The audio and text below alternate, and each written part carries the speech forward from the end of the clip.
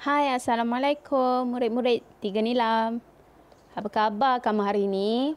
Teacher harapkan semuanya sehat-sehat belaka. Okey, hari ini kita akan belajar subjek sains bersama teacher. Teacher harap murid-murid sudah bersedia dengan buku teks, buku aktiviti, alat tulis. Jom baca doa belajar. Okey, kita akan ulang kaji sedikit tentang pembelajaran minggu lepas iaitu kegigian haiwan. Ingat lagi tak kegigian haiwan? Teacher harapkan semuanya faham pada minggu lepas, tapi kita buat ulang kaji minggu ni supaya kita akan lebih faham lagi tajuk yang kita akan belajar nanti. Okey, pertamanya kita belajar kegigian haiwan. Ini gambar haiwan apa ni? Gigi haiwan apa yang macam ni? Kamu boleh kenal pasti tak jenis gigi yang terdapat pada rangka haiwan ni? Ini adalah haiwan herbivore. Kalau kamu nampak, di depannya ada gigi kacip dan di belakangnya gigi geraham. Gigi haiwan herbivore ni, haiwan herbivore ini mempunyai gigi kacip yang kuat untuk memotong tumbuh-tumbuhan. Kita tahu kan haiwan herbivore hanya makan tumbuhan. Jadi, ia memerlukan gigi kacip untuk memotong tumbuh-tumbuhan. Dan ia juga mempunyai gigi geraham yang besar untuk melumatkan tumbuh-tumbuhan yang dimakan supaya mudah ditelan. Okey, boleh kenal pasti ya, di rangka haiwan tu ada gigi kacip di depannya dan belakang adalah gigi geraham. Yang kedua adalah ganas tu. Haiwan apakah ini?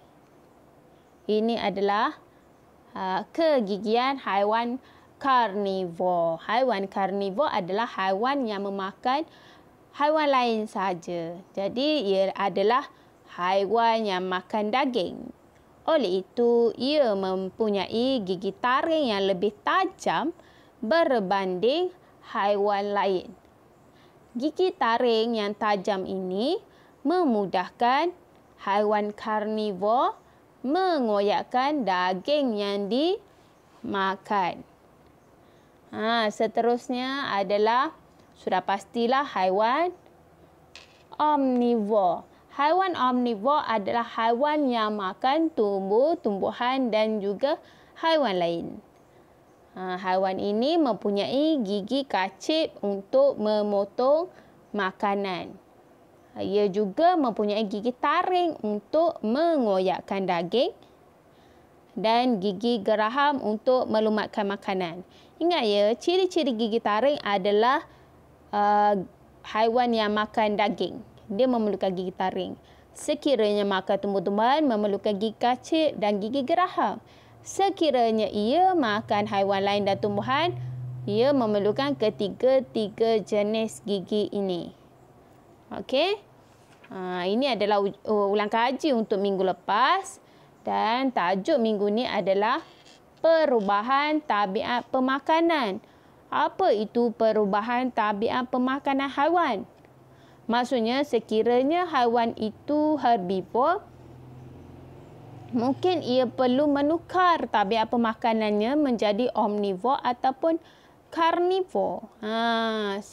Begitulah. Sekiranya dia adalah haiwan omnivore, ia perlu tukar tabiat pemakanannya menjadi mungkin karnivore ataupun herbivore.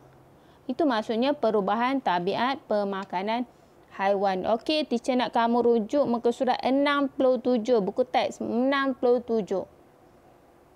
Okey, rujuk buku teks 67. Keadaan persekitaran habitat juga mempengaruhi tabiat pemakanan haiwan. Contohnya, tabiat pemakanan semula jadi beruang ialah omnivore. Kita tahu beruang adalah omnivore. Beruang makan buah-buahan, makan madu dan ia juga makan ikan. Jadi, ia adalah omnivore, makan tumbuh-tumbuhan dan haiwan lain.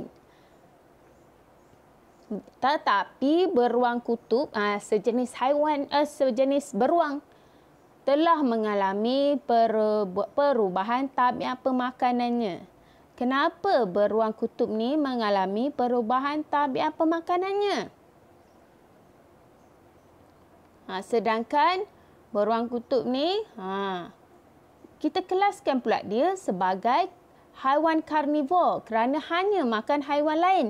Kenapa pula beruang kutub ni karnivor? Sedangkan kita tahu tabiat pemakanan semula jadi beruang ialah omnivor. Kenapa beruang kutub ni kita panggil haiwan karnivor? Kerana beruang kutub hidup di kawasan kutub yang sejuk dan diliputi ais. Tiada tumbuhan yang boleh hidup di kawasan kutub. Tiada tumbuhan rupanya di kawasan kutub. Oleh sebab itu, beruang kutub hanya boleh makan haiwan lain. Patutlah dia jadi karnivor kerana tiada tumbuhan yang tumbuh di kawasan kutub. Okey, teacher harap kamu faham dengan penerangan sedikit daripada teacher. Jom kita buat latihan. Latihan pada buku aktiviti halaman 44. Buka buku aktiviti muka surat 44. Tulis tarikh hari ini iaitu 29 hari bulan 6 2021. Okey, dah bersedia ke? Jawab semua soalan. Nampak tak gambar?